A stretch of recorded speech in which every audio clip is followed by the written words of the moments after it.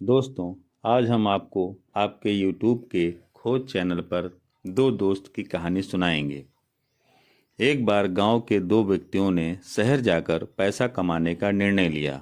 शहर जाकर कुछ महीने में इधर उधर छोटा मोटा काम करके दोनों ने कुछ पैसे जमा किए। फिर उन पैसों से अपना अपना व्यवसाय शुरू किया। दोनों का व्यवसाय चल पड़ा। 2 साल में ही दोनों ने अच्छी खासी तरक्की कर ली। व्यवसाय को फलता फूलता देख करके पहले व्यक्ति ने सोचा, अब तो मेरा काम चल पड़ा है, अब तो मैं तरक्की की सीढ़ियां चढ़ जाऊंगा।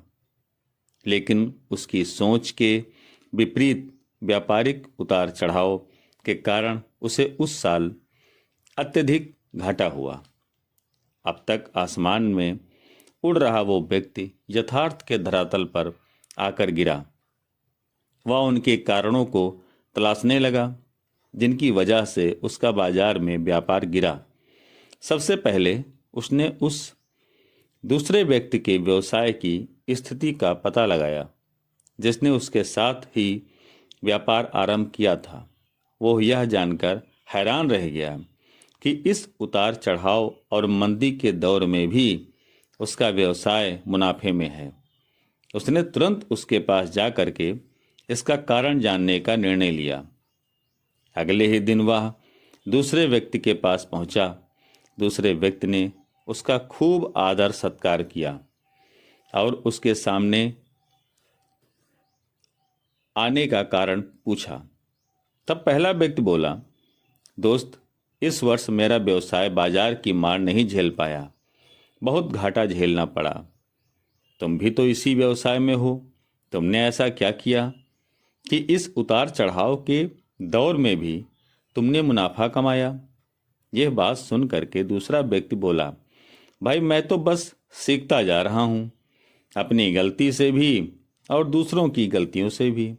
जो समस्या सामने आती है उससे मैं सीख लेता हूँ, इसलिए जब दोबारा वैसी समस्या सामने आती है तो उसका सामना अच्छे से कर पाता हूँ। उसके कारण मुझे नुकसान नहीं उठाना पड़ता। बस यह सीखने की प्रवृत्ति ही है जो मुझे जीवन में आगे बढ़ाती जा रही है।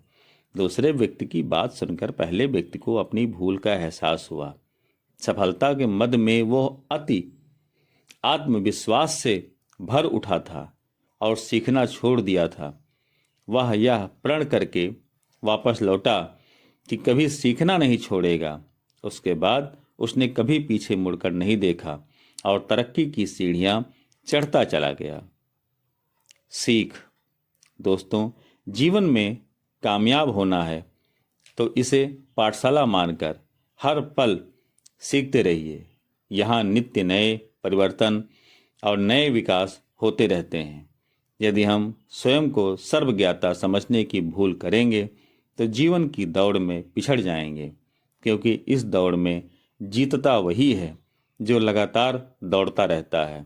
जिसने दौड़ना छोड़ दिया उसकी हार निश्चित है। इसलिए सीखने की ललक बनाए रखें। फिर भी कोई बदलाव और कोई उतार चढ़ाव आपको आगे बढ़ने से नहीं रोक सकता।